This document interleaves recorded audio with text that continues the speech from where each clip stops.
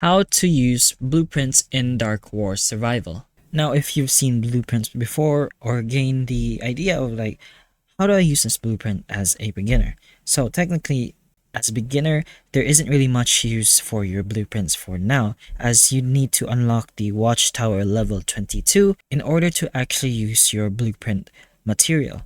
Now, blueprints are used to upgrade buildings or to actually create the actual buildings, so it wouldn't be much of a use if you aren't on level 22 in your watchtower level. Manage your resources and focus on actually leveling up the main tower.